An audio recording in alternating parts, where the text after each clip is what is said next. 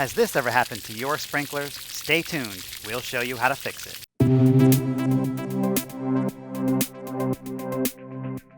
In today's video, we're going to be replacing some broken sprinkler heads. Now I've got a few broken ones in the front of my house here. These are mounted on irrigation pipes.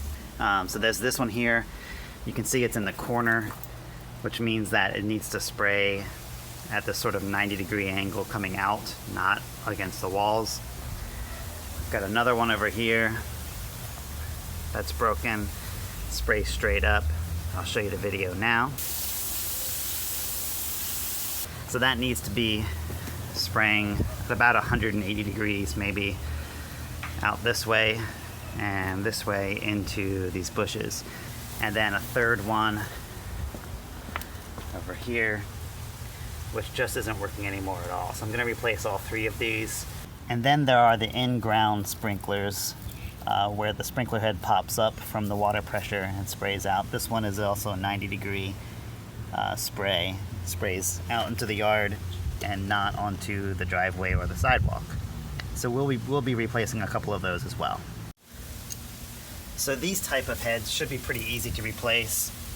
So I'm simply going to unscrew these with a crescent wrench, take these off the pipe, and that will allow me to take the old head with me to the store, make sure I get the right replacement. You'll find replacement parts for this in the plumbing section typically. So here's a section of shrub sprinkler heads, everything from mushroom bubblers to the plastic ones that I have currently in my yard. And you'll see on each box there's a little sign that shows what it does. So the type of sprinkler, the type of action it has. So this one's a center strip. That's what I need for my walkway. So I'll grab one of those. Center strip will shoot in two directions. Then you've got a 90-degree, a 180-degree, a 360-degree, and then adjustable ones. You can get them in plastic or even brass. Now when it comes to the in-ground pop-up sprinklers, most installations will use a 3-inch or a 4-inch. There's the 4, there's the 3-inch one.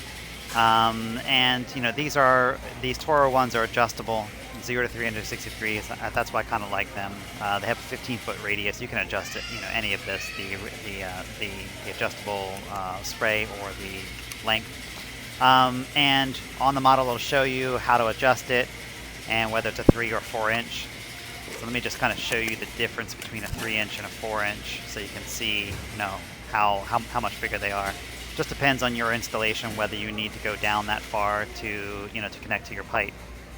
So I'll grab a few of these because I'm not quite sure in my yard what's being used, but they're only a few dollars, so it doesn't really matter. Even if I don't end up using them, I'll just keep them in the garage. There are a number of brands: K-Rain, Rainbird, Orbit, Toros. Another great tool to look at is the Rainbird spray head pull-up tool. It allows you to pull the riser tube out of the body and hold it while you work on it. So get one of those. Okay, so these shrub sprinkler heads are going to be super easy to replace. As you saw previously, I just simply unscrewed it from the riser pipe here, the shrub riser pipe here.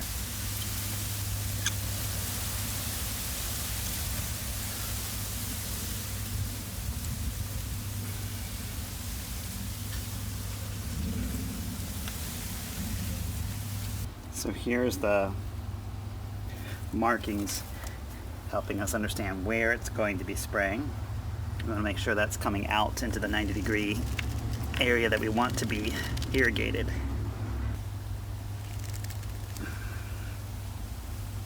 There we go. This one is our 180, so here's the old and the new. And again, we'll just simply put that onto the shrub pipe. Screw it down tight and turn the head to make sure that it is spraying in the direction that we want it to spray. Perfect. And finally, our center strip shrub sprinkler head. This is the old. Here's the new center strip. It's going to be going out actually this way. You'll see on the tag it's marked as center strip. It's going to be spraying left and right only. We'll get that screwed on. Again, these are just hand tighten.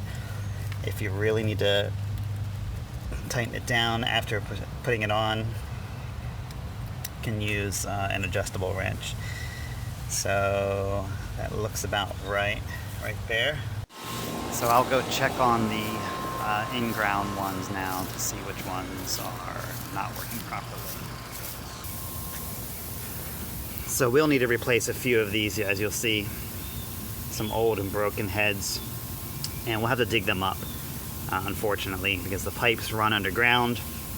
There's a little nozzle that these are screwed into, and sometimes it's just the head, other times it's the entire body or the riser pipe here that comes out of the body itself. We'll have to investigate each one of them individually and see which ones need to be replaced entirely.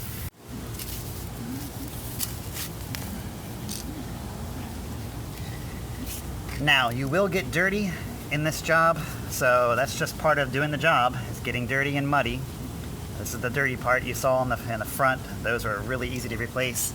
These are a bit more difficult. I would recommend gloves, just to kind of keep the amount of mud in your hands down a bit. But you have to get down to this head, and you've got to give yourself enough room to dig a hole around the head so that the dirt that you extract doesn't go back into the nozzle that you're screwing the new head into. You don't want dirt clogging up the nozzle because you put your new head on there, and that's just going to cause a problem with the new head too. You're going to have dirt in the line, and your new head is not going to function properly. So we've got to get down here. Let me grab the tripod and show you.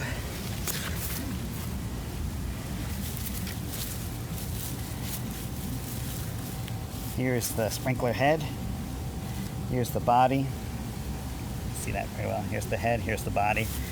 And you can see it goes down into the ground, and there's a pipe that runs along here that this will screw into. I'll show you what that looks like when I get down there.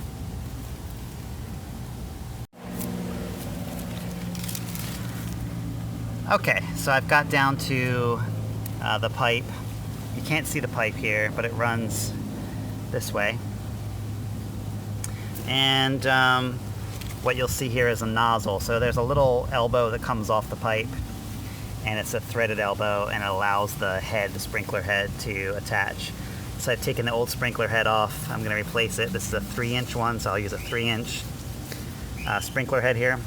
Now, if it's just the actual sprinkler head itself, not the entire body, that's the problem. You can, clear out your grass a little bit, not do all this digging. Just come in here with one of these and pull the head up, lock the riser pipe down, unscrew the little head, and replace just the head.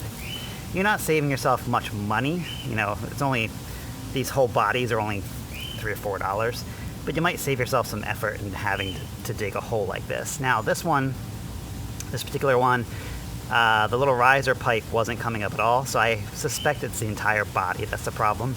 So I'm replacing the entire body, as I will most of these. What we need to do now is just unscrew the old body, get a new 3-inch body. I'll use one of our Toros here. And again, the connection is the same. I'll just come down in here, screw it into the nozzle that you saw. This actually looks like it should be a 4-inch one. It's probably too low. That may be one of the problems. It's not coming up because there's too much grass and dirt over top of it. So actually, I'm going to use a 4-inch one. I'm going to grab this 4-inch 180 Rainbird head and body, and I'll put that one on. Yeah, that seems to be the right size there. It's coming up more flush with the ground here, where a 3-inch was down too far. So we'll screw that all the way down. Make sure it's nice and tight and snug. Now, let me grab the tripod here. You'll see that the markings on the top of the rainbird that show where the water will be coming out are indicating that it's going to be coming toward the patio and the pool here. We don't want that. We want it to go toward the bushes. So we'll have to adjust that. So I'll grab this, pull it up, lock this up, and we'll have to turn this. Again, these rainbirds are a little bit harder to turn than the toros. There we go. So now it's indicating it's going to be spraying this way, which is exactly what I want, toward the bird of paradise here. Let it go, and we're done. That's that. Just shifted a little bit. I dropped it. There we go. Okay. Had to cut through a couple of roots here, but that's not a big deal. Again, South Florida, this stuff's going to grow back really quickly. Your climate might be a little bit different. You might have more challenges. I'm just going to fill this back up. I'll take all the dirt that I dug out, fill this back up. I do have a couple of patches of grass that I tried to save here, but for the most part, I'm going to have a spot where this was dug up. But it's worth it to save the grass and save the bushes and save the stuff I'm trying to water and irrigate. And again, this grass is going to grow back really quickly, so I'm not too worried about that. So put some of this grass back, see if that will help it speed up the growing. But again, down here it's going to grow pretty fast anyway. Not too worried about it. Little divot, and that's it. That'll fill in as the grass grows back. Done. If you found this video helpful, please click like and consider subscribing. Thank you.